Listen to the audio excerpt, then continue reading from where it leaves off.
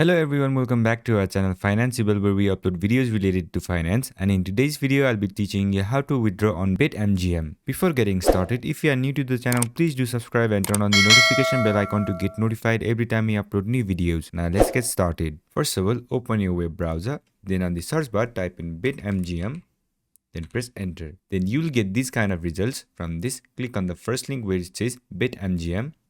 Then it will take you to this page. On this page, you'll have to select your location. So select your location.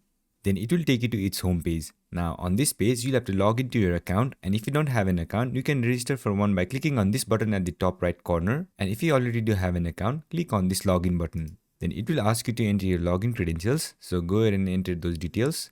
And in case if you have forgotten your password, you can click on this link to recover it. Now once you have entered your details, click on this login button. Now once you are logged in, what you'll have to do is click on your profile at the top right corner.